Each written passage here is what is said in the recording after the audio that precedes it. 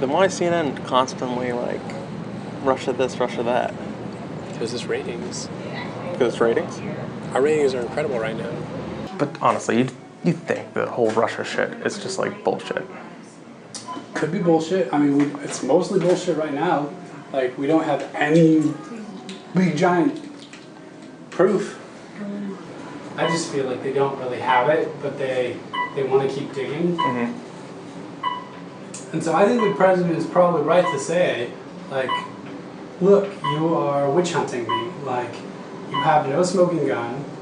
You have no real proof. And the CEO of CNN said in our internal meeting, he said, good job everybody covering the climate accords, but we're done with it, let's get back to Russia.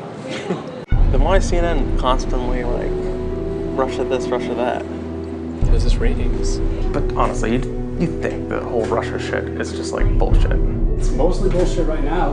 Like, we don't have any big giant proof. I'm not going to give you a question. Can you stay categorical? You are fake news. Because of the attack of fake news and attacking our network, I just want to ask you, sir. I'm changing it from fake news, though. Doesn't that undermine... Very fake news. I know, but aren't you... Even if Russia was trying to swing an election, we try to swing their elections. We're in our CIA and doing shit all the time. Fake news. We start our American Pravda investigations inside America's media with Part 1, CNN. Our goal is to expose the real motivations behind the decision-making process at our dominant media corporations. Fake news. One story has monopolized President Trump's time in office like no other, especially on CNN. Russia.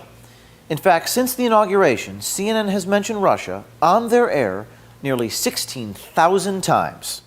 So we sent our undercover reporters inside CNN to understand why, and to determine if CNN even believes that the story is even real. You're not going to believe what you're about to hear, or maybe you will. I'd like to introduce you to CNN's supervising producer, John Bonifield, in Atlanta. So you believe like the Russia thing's a little crazy, right? Even if Russia was trying to swing an election, we try to swing their elections. We're in our CIA and doing shit all the time. Like, we're out there trying to manipulate governments. Like, you win because you know the game and you play it right. She didn't play it right. Then why is CNN constantly like Russia this, Russia that? Because it's ratings. Because it's ratings? Our ratings are incredible right now. In the month of May, CNN's ratings were significantly higher than they were the year before. The Russia story and Trump have made CNN millions. Because of So my boss, I shouldn't say this, my boss a couple days yesterday, we were having a discussion about this dental shoot, and he's like, I just want you to know what we're up against here. And he goes, just to give you some context, President Trump pulled out of the climate accords, and for a day and a half we covered the climate accords, and the CEO of CNN said in our internal meeting, he said, good job everybody covering the climate accords, but we're done with it, let's get back to Russia. the CEO?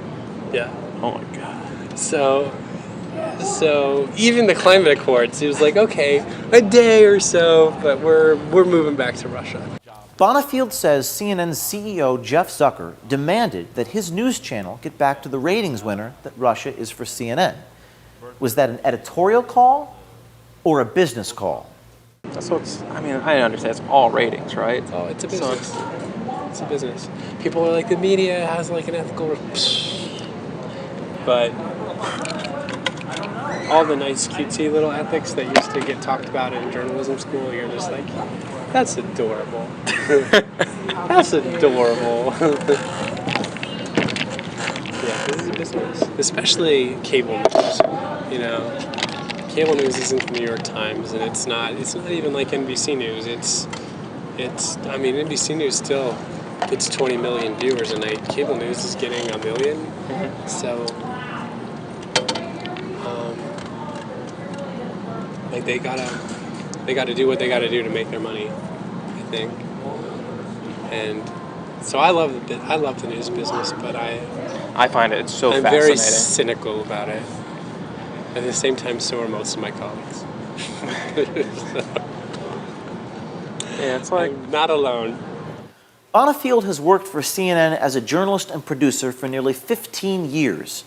He not only gave us a tour of CNN's main newsroom, he gave us a window into the editorial bias and anti-Trump agenda of the organization. I think that there are a lot of like liberal CNN viewers who want to see Trump really get scrutinized, and I think if we would have behaved that way with President Obama and scrutinized everything that he was doing with as much scrutiny as we applied to Donald Trump, I think our viewers would have been turned off. I think they would have thought like we were attacking him. But I think our viewers right now, and I'm not saying all of our viewers are like super liberals. Right. I think there's just a lot of them, and so Trump's good for business, you're saying? Trump is good for business right now. But honestly, you think the whole Russia shit is just like bullshit? Could be bullshit. I mean, it's mostly bullshit right now. Like, we don't have any big giant proof. But then they say, well, there's still an investigation going on. And you're like, yeah. I don't know. If you were finding something, we'd know about it. The way these leaks happen, they'd leak it. It'd leak. If there was something really good, it would leak. Yeah. It would have leaked before voting, I would say. If anything was good out there, it would have came out already. Yeah, the leaks keep leaking, and there's so many great leaks, and it's amazing, and I just refuse to believe that if they had something really good like that that wouldn't leak, because we've been getting all these other leaks, so I just feel like they don't really have it, but they want to keep digging. Mm-hmm. And so I think the president is probably right to say, like, look, you are witch hunting me, like, you have no smoking gun, you have no real proof. No real proof, he says, and that speaks volumes about today's mainstream media. Bonifield says CNN loves the Russia story not because it's true, but because people want it to be true. They're feeding their audience a false narrative in order to get ratings. Their enthusiasm to report false news is getting the better of them. On Saturday, CNN imposed strict internal restrictions on all future Russia stories after they had to delete and retract a story that was poorly sourced. And yesterday, 3 CNN staffers resigned, victims of fake news. So where does that leave us? The American people are fed up with fake news, and the mainstream media they cannot trust. It's corporate greed, market pressures, managers without integrity, newsroom bosses without courage, journalists who don't even leave their desks. The very purpose of journalism is to expose the world for what it is, not to create false political narratives in order to make money. The American people are frustrated because they have nowhere left to go to get actual information. This is just part 1 of the CNN series. We have so much more that we will bring you on video as our American Pravda investigations continue. Every dishonest television network, newspaper, and social media company is now on notice. You're being watched. We're coming after you. And while the whole broken, rotten media machine may not come tumbling down, maybe they'll wake up.